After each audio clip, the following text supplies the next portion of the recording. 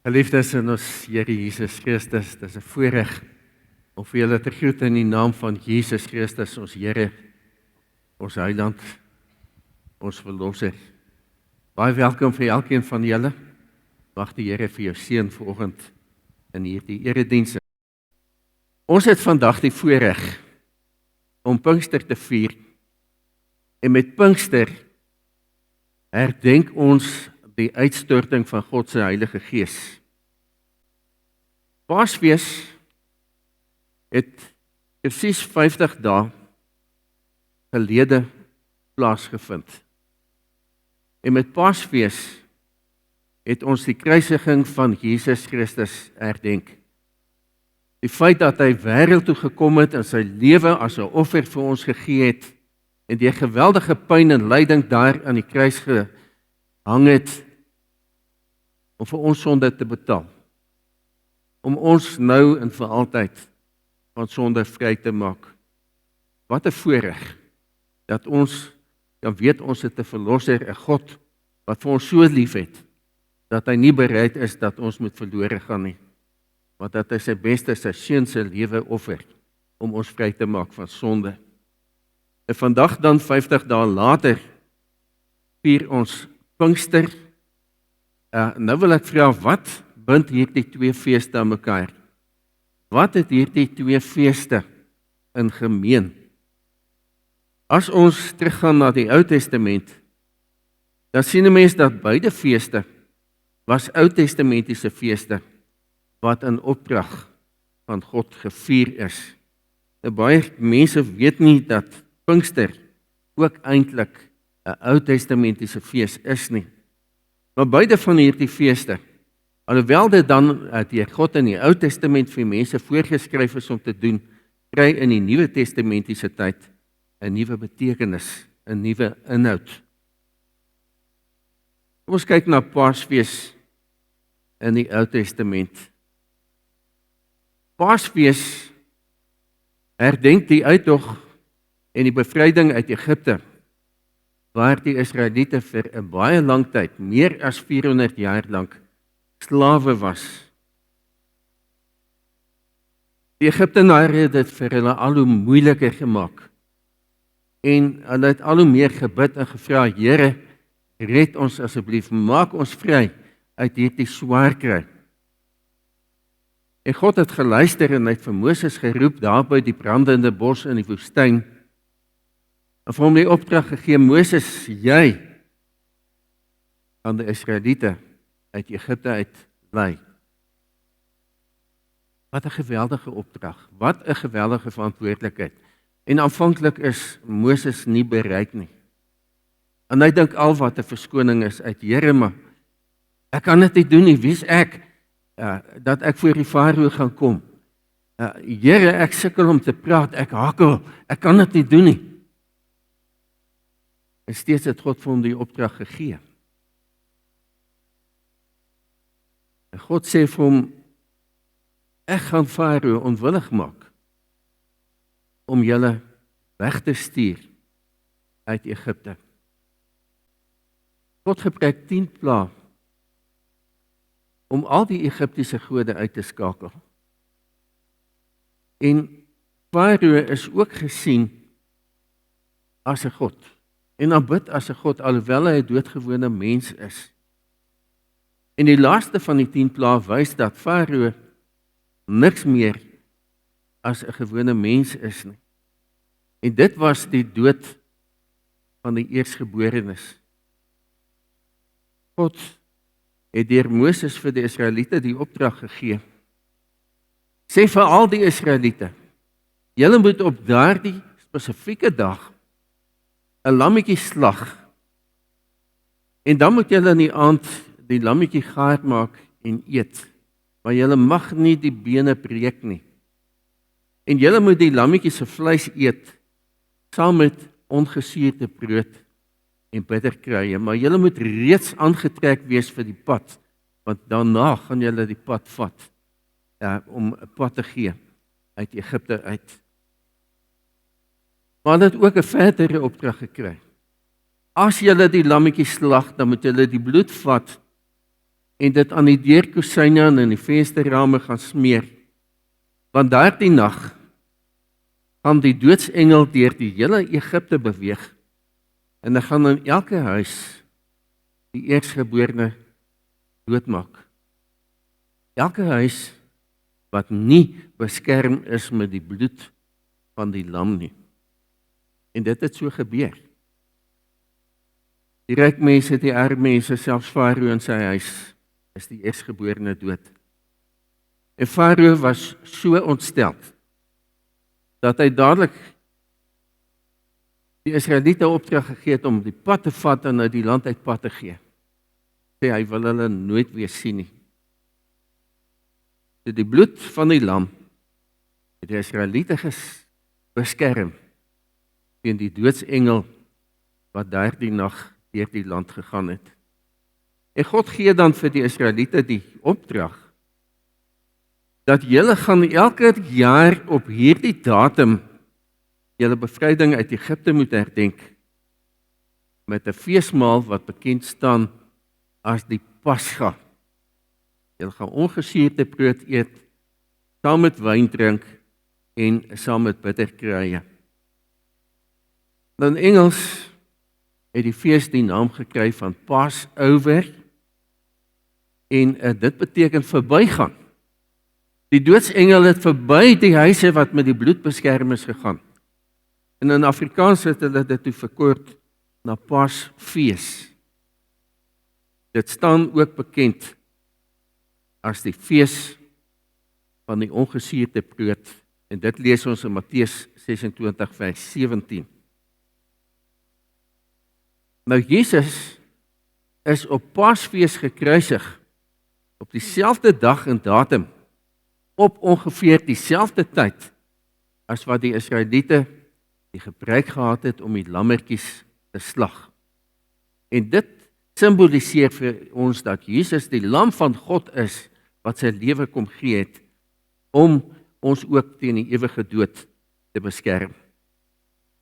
En daardeur bevry hy ons van die slawerny van sonde, was ons skoon van sonde, God vergewe ons sonde, en hy maak ons sy kinders. Jesus se bloed beskerm ons teen die ewige dood. Jesus het wetende dat die Joodse godsdienstleiers van plan was om hom dood te maak, na Jerusalem toe gegaan om saam met die ander Israeliete die Paasfees met sy disippels te vier. En op die donderdag aand het hulle Paasfees gevier, want omdat hy geweet het Vrydag word hy gekruisig, hulle moet dit 'n dag voor die tyd doen. En daardie aand gee hy aan die Pasga 'n nuwe inhoud en 'n betekenis. En ons lees dit in Matteus 26. Terwyl hulle eet, het Jesus brood geneem en die seën gevra, daarna het hy dit gebreek en vir sy disippels gegee met die woorde: neem, eet, dit is my liggaam. Toe neem hy 'n beker en nadat hy die dankgebed uitgespreek het, gee hy dit vir hulle en sê: drink almal daaruit, want dit is my bloed, die bloed waardeur die verbond beseël word en wat vir baie vergiet word tot 'n vergifnis van sondes. Nou na die ete het Jesus nog baie lank met sy disippels gepraat. Toe sê hy vir hulle: kom ons gaan uit, en hulle is na die tuin van Getsemane toe, waar Jesus baie ernstig gebid het dat God, as dit wil, hierdie pyn en lyding wat op hom wag, moet laat verbygaan. Maar hy het elke slag gesê: as dit u wil is. En daar sou die soldate gekom en vir Jesus gevange geneem. En daardie nag is Jesus deur verskeie skynverhore, hulle het hom skuldig bevind, alhoewel hy onskuldig is. Die volgende oggend ongeveer 9:00 is hy op dieselfde tyd as wat die paaslammers geslag is, aan die kruishout vasgekap, daar op Golgotha. En hy het teen ongeveer 3:00 die middag gesterf. Hierdie dag, Paasfees, staan vir ons bekend as Goeie Vrydag, omdat God sy liefde vir ons bewys het, deurdat Jesus die straf vir ons sonde gedra het, vir ons oortredings. As Jesus dit nie gedoen het nie, dan was ons steeds heeltemal verlore en ons kan onsself nie red nie. In die Ou Testament is hierdie gebeure reeds voorspel. Dawid het ongeveer 1000 jaar voor Jesus aarde toe gekom het gelewe. En 1000 jaar voor Jesus gekruisig is, skryf Dawid die kruisigingsgebeure en gebruik hy die presiese woorde wat Jesus aan die kruis gebruik het. Eli, Eli, lema sabachthani. My God, waarom het U my verlaat? En bly U ver as ek om hulp roep. En dan sal jy sien as 'n mens verder lees dat Dawid in hierdie Psalm baie noukeurig van die gebeure by die kruis beskryf, alhoewel dit eers 1000 jaar later plaasvind. Terwyl Jesus daar aan die kruis hang, het die mense verbygekom en hom bespot. Dawid skryf: Ek word deur die mense bespot en deur die volk verag. Almal wat my sien, spot my, hulle steek my tong uit en knik met voldoening die kop. En hulle sê: Laat dit aan die Here oor. Laat hy hom red. Laat hy hom bevry as hy dan so baie van hom hou.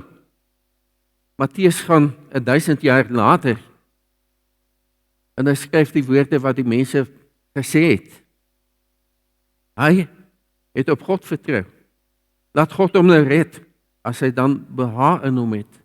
Sien u die ooreenkoms tussen hierdie woorde? Dawid skryf: 'n wreedaardige klomp mense het my omsingel. Soos honde omsingel hulle my.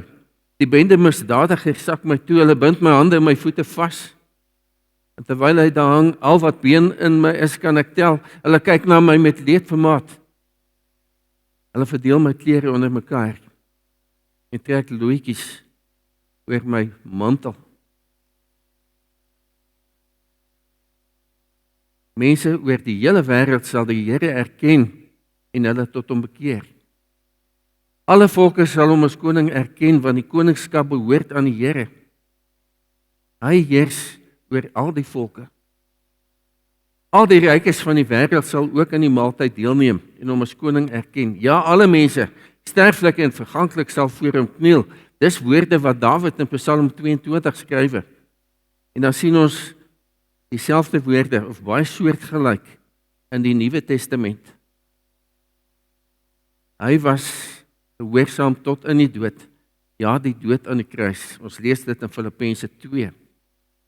Daarom het God hom ook tot die hoogste eer verhef en hom 'n naam gegee wat bo elke naam is. En dis waar die ooreenkoms nou inkom. Almal sal hom as koning erken en almal sal voor hom kniel. Sodat in die naam van Jesus, elkeen wat in die hemel en op die aarde en onder die aarde is, die knie sou buig en elke tong sou erken, Jesus Christus is Here, tot eer van God die Vader. Jesaja skryf ongeveer 700 jaar voor Jesus se kruisiging hierdie gedeelte. Hy het ons lyding op hom geneem. Ons siektes het hy gedra. Maar ons het hom beskou as een wat gestraf word, wat deur God geslaan en gepynig word. Oor ons oortredings is hy deurboor. Oor ons sondes is hy verprysel. Die straf wat vir ons vrede moes bring was op hom. Deur sy wonde daar vir ons genesing gekom. Ons het almal gedwaal soos skape. Ons het elkeen sy eie pad geloop, maar die Here het ons almal se sonde op hom laat afkom. My dienaar die regverdige sal baie mense regverdig maak. Hy sal die straf vir hulle sonde dra. En dan sien ons die vervulling hiervan in die Nuwe Testament. Galasiërs hoofstuk 3 skryf Paulus: Christus het ons losgekoop van die vloek wat die wet meebring, deur in ons plek 'n vervloekte te word. Daar staan naamlik geskrywe: vervloek elkeen wat aan hout opgehang is.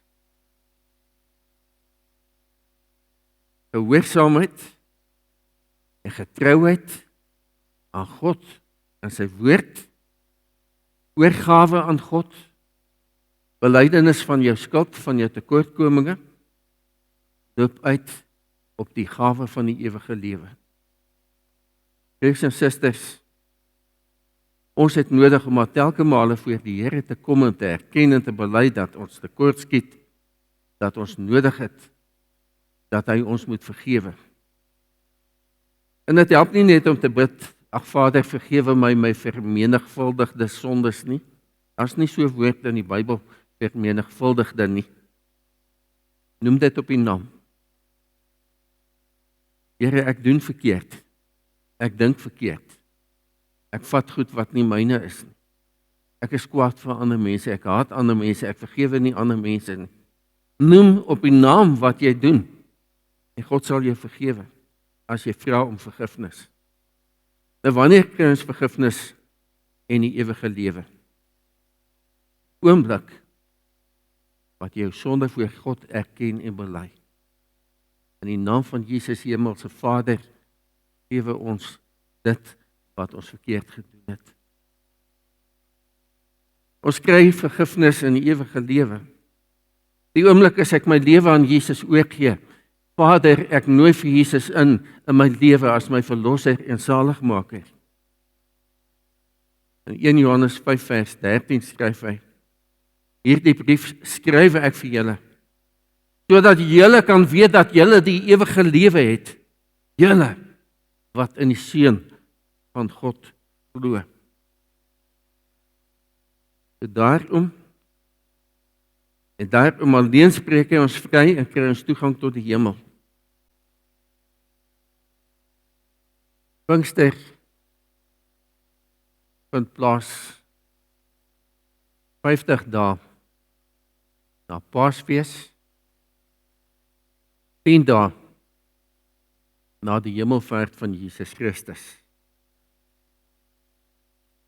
In die Ou Testament vind ons dat presies 50 dae na Paasfees is die Israeliete by die berg Sinaï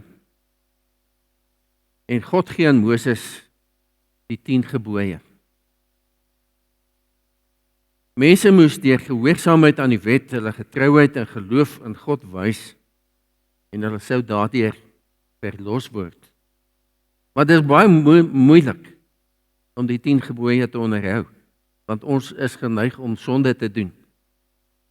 In Romeine 10 vers 5 haal Paulus vir Moses aan. Moses skryf naamlik van die vryspraak op grond van wetsonderhouding, dat die mens wat doen wat die wet beveel, daardeur sal lewe. Maar as jy een wet gebreek het, as jy skuldig aan al 10.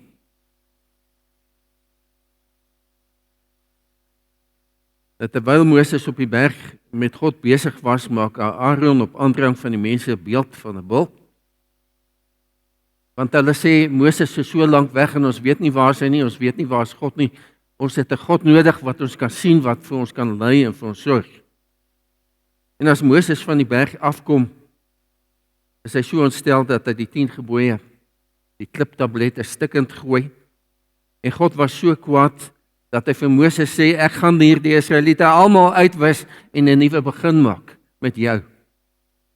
En Moses sê, maar Here, wat gaan die ander volke, die res van die wêreld sê? Hulle gaan sê, u het die Israeliete na die woestyn toe gevat om hulle uit te wis. Wees hulle genadig. En God besluit om hulle te spaar. Maar Moses roep die Lewiete bymekaar en hulle kry opdrag om die mense wat die beeld aanbid het, uit te wis. En 3000 Israeliete sterf. In die Nuwe Testament, op Pinksterdag, vind die uitstorting van die Heilige Gees dan ook presies 50 dae na die kruisiging van Jesus plaas. Met ander woorde, dieselfde dag en datum as wat Moses die 10 gebooie op Berg Sinaï ontvang. Die apostels, vervul met die Heilige Gees, gaan na buitekant. Hulle begin vir die mense vertel van Jesus en die verlossing van God en God se genade. En 3000 mense word gered. Selfde getal is wat op Pinksterdag in die Ou Testament gesterf het, omdat hulle die vals God aanbid het, word in die Nuwe Testament gered op Pinksterdag. God wys sy genade. So ons beskou Pinkster, die uitstorting van die Heilige Gees as die geboorte van die Christelike kerk. Die woord Pinkster is afgelei van Latynse woord Pentai, dit beteken 50, want dit is 50 dae na Paasfees. Dis die begin van die Christelike kerk. Die naam kerk is afgelei van die Griekse woord Kyriaki, wat beteken die Here se of die Here se eiendom. Jy kan die letters KRK in die woord Kyriaki herken.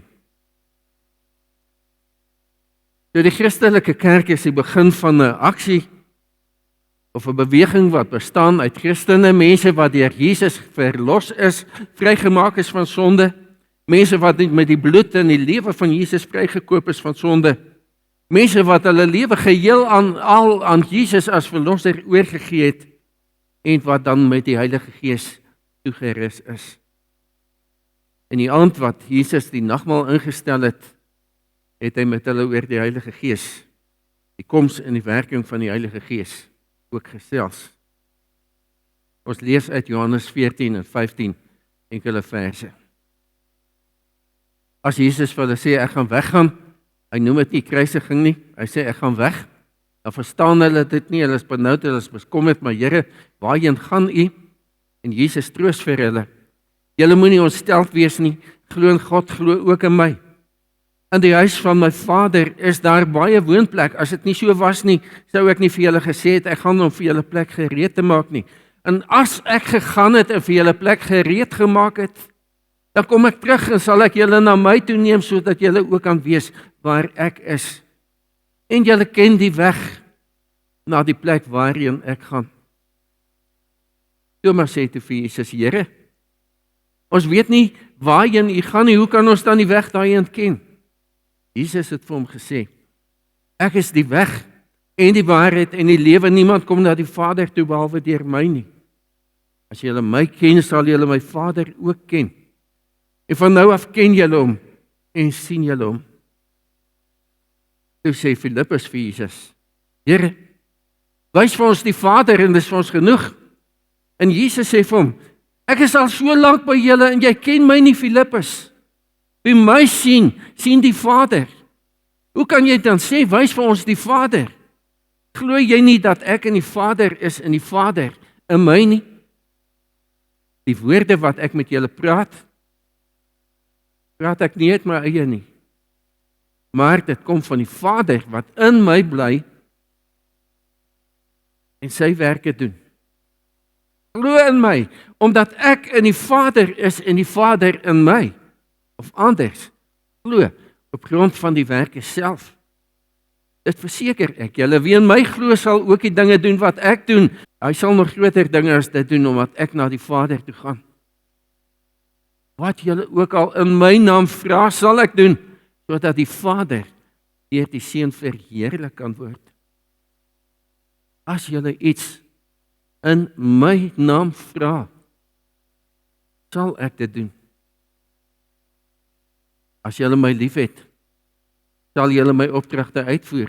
Ek sal die Vader vra en hy sal vir julle 'n ander voorspraak stuur om vir ewig by julle te wees, naamlik die Gees van die waarheid. Die wêreld kan hom nie ontvang nie, omdat hulle hom nie sien en hom nie ken nie. Maar julle ken hom, omdat hy by julle bly en in julle sal wees. Ek sal julle nie as weeskinders agterlaat nie, ek kom weer na julle toe. Nog net 'n klein rukkie, dan sien die wêreld my nie meer nie, maar julle sien my, omdat ek lewe. en julle sal lewe.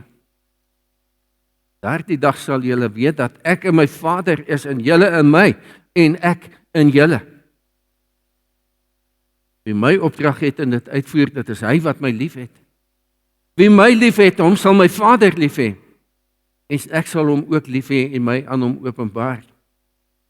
Dit sê ek vir julle terwyl ek nog by julle bly. En wanneer die Vader in my naam die voorspraak, die Heilige Gees stuur, sal hy julle alles leer en julle herinner aan alles wat ek vir julle gesê het. Vrede laat ek vir julle na. My vrede gee ek vir julle. Die vrede wat ek vir julle gee is nie die soort wat die wêreld gee nie. Julle moenie ontsteld wees nie. En julle moet nie bang wees nie. Gelukkig is elkeen wat God se woord hoor en deel maak van jou lewe. Op Pinksterdag is die Heilige Gees uitgestort. En baie gelowiges het 'n probleem dat hulle die werking en die persoon van die Heilige Gees nie goed verstaan nie. Hy is die derde persoon van die goddelike drie-eenheid. Nou ons lees reeds in Genesis 1 vers 2 van sy bestaan, heel aan die begin van die Bybel. Die aarde was heeltemal onbewoonbaar, dit was donker op die diep waters en die Gees van God het oor die waters gesweef. En as Jesus dan met die disippels praat oor die Heilige Gees, dan sê hy, ek gaan om vir julle plek gereed te maak, maar ek gaan die Vader vra, hy sal vir julle 'n ander voorspraak stuur, om vir ewig by julle te wees. Naamlik, die Gees van die waarheid. Hy sal by julle bly en in julle wees. Wanneer die Vader in my naam die voorspraak, die Heilige Gees stuur, sal hy julle alles leer en herinner wat ek vir julle gesê het. Hy is die Gees van die waarheid. Hy gaan vir ons help om te verstaan wat in God se woord geskrywe staan. Hoe om dit toe te pas in ons lewe en wat dit beteken vir ons. Jesus gee dan ook vir hulle 'n opdrag, Handelinge 1 vers 4. Moenie van Jerusalem af weggaan nie, maar bly wag op die gawe wat die Vader beloof het, soos julle van my gehoor het. Johannes het wel met water gedoop, maar julle sal binne 'n paar dae met die Heilige Gees gedoop word. Vers 8. Maar julle sal krag ontvang wanneer die Heilige Gees oor julle kom. En julle sal my getuies wees in Jerusalem, sowel as in die hele Judea en in Samaria tot in die uithoeke van die wêreld. So as die Heilige Gees op Pinksterdag kom, dan neem hy sy intrek binne in die gelowiges. Hy bly binne in hulle. 'n Vraag wat Christene partykeer meer worstel is, wanneer ontvang jy die Heilige Gees?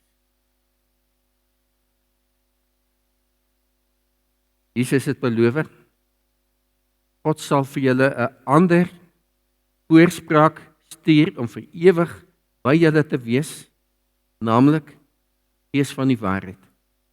Hy bly in julle, sal in julle wees. Wanneer is hierdie belofte waar? Elkeen wat Jesus as verlosser aanneem, ontvang die Heilige Gees. Jy kry met jou bekering en wedergeboorte die Heilige Gees as 'n gawe. Hy kom neem sy intrek in jou lewe. Hy kom bly binne in jou. Daar's kerke wat sê, ja, jy moet nog die Heilige Gees ontvang. Nee, broer en suster, as jy vir Jesus aangeneem is as verlosser, daai oomblik wat jy vir Jesus ingenooi het in jou lewe, het die Heilige Gees sy intrek binne in jou kom neem. As ons na Efesiërs 1 kyk, dan skryf Paulus, God het ons in Christus geseën met al die seëninge van die Gees, wat daar in die hemel is. Kan jy sien dat as Paulus hierdie vers skryf, dan skryf hy dit in verlede tyd. Dis nie iets wat nog moet gebeur nie. Dit het klaar gebeur. God het ons in Christus Jesus geseën met al die seëninge van die Gees. God kom nie en hy gee vir ons 'n stukkie van die Heilige Gees en op 'n later datum nog 'n stukkie en nog 'n stukkie nie. Jy ontvang ten volle die Heilige Gees wat sy intrek in jou lewe kom neem. Maar nou kan dit wees dat as ek my lewe aan Jesus oorgee met my bekering, dat ek vir hom sê, Jesus, ek nooi in my lewe. Kom neem beheer van my lewe oor, maar nee, my finansies is myne. My werk is myne. My besittings is myne, dis nog nie u sin nie. Dit is soos om in 'n huis in te trek en jy gaan bly net in die sitkamer en jy pak al jou meubels daar en jy stapel dit op mekaar want daar's nie genoeg plek nie. En dan kom jy agter, maar hier's nog 'n deur, ek moet hom oopmaak. Hier's nog 'n vertrek. Kom ons skuif van die meubels soontoe. En dan sien jy hier's nog 'n vertrek. Kom ons skuif van die meubels soontoe. So moet ek my lewe aan die Heilige Gees ook oorgee. Om te sê, Here, neem volle beheer van my lewe. Nie net my lewe nie, maar my finansies, my verhoudings, my gesin, my familie, my vriendskappe, my werk, alles wat ek het. Al my drome, al my ideale gee ek vir u, dis u sin. Nou, en vir altyd, ek stel dit onder u beheer. En ek praat party mense met vervulling van die Heilige Gees. Dit is, dat hy ten volle van my besit kan neem. Ek hou niks meer terug nie. Here, ek is u eiendom ten volle. Paulus sê, in Christus het die Heilige Gees wat deur God beloof is, julle as die eiendom van God beseël. Wat beteken beseël? Dis 'n waarmerk of 'n waarborg. As jy sekere belangrike dokumente het en jy moet 'n afskrif daarvan maak, dan weet hulle nie of dit 'n egte afskrif is nie. Wat doen jy? Jy gaan na 'n kommissaris van Ede en sê vir hom, waarmerk asseblief hierdie dokument vir my, sit jou stempel daarop, om te sê, dis reg en waar. So die feit dat ons die Heilige Gees binne ons het, is die waarborg, die waarmerk van God, jy is my eiendom. Nou, en vir altyd. En die Heilige Gees kom woon binne my, hy werk binne my, hy oortuig ons van sonde, om te sê, maar dit en dit en dit is nog verkeerd in jou lewe. Werk daarmee, bely dit, gee dit oor aan my. Hy bevestig, hy gee ons die geloofsoortuiging dat ons God se eiendom is, dat ons kinders van God is. Ek hoef nooit in my lewe weer daaroor te bekommer, is ek op pad hemel toe of wat gaan eendag met my gebeur? As ek vir Jesus het, dan weet ek is God se kind en ek het 'n vaste bestemming voor my. Ek hoef nie te wonder nie, ek hoef nie te twyfel nie. Die Heilige Gees werk in my, en deur my, om my gesindheid in my lewe te verander, dat die eienskappe van Jesus, liefde en genade en vrede en al daardie dinge, wat bekend staan as die vrug van die Heilige Gees, in ons lewe sigbaar word. So geleidelik verander ons geaardheid. En ons noem dit heiligmaking, soos wat ek breek met sonde en al meer na die beeld van Jesus verander word deur my lewe. Gaan lees maar Galasiërs 5 vers 22 tot 25, die eienskappe, die vrug van die Heilige Gees. Die Heilige Gees vul ons met krag, om te kan glo, om te kan vertrou, om staat te maak op die Here en sy woord. Hy vul ons met insig en wysheid. Hy leer ons om God se wil te verstaan. Hy gee aan elkeen van ons sekere gawes. Paulus skryf dit in 1 Korintiërs 12 en verder en ander gedeeltes. Gawes waarmee God ons toerus, en nie elkeen van ons het al die gawes nie, elkeen het verskillende gawes dat ons mekaar kan aanvul en mekaar kan opbou in ons geloof en dat ons as 'n liggaam van Jesus hier op aarde voluit vir hom kan lewe en werk. Ons moet hierdie gawes wat die Here vir ons gee, benut. Waarvoor? Om mekaar toe te rus, om mekaar op te bou in die geloof, om mekaar te bemoedig en mekaar te versterk. En ons kan die vrymoedigheid neem om as ons sien iemand kry swaar of iemand sukkel, om in die naam van Jesus vir daardie persoon te gaan bid. Dat die Here ook in daardie persoon se lewe 'n verskil sal maak. Ons moet onsself bruikbaar stel vir die Here. Jesus het gesê, julle sal my getuies wees. Ek gee nie vir ons dit alles, net laat ek 'n lekker lewe kan lewe nie. Maar gee dit sodat ek bruikbaar vir hom kan wees.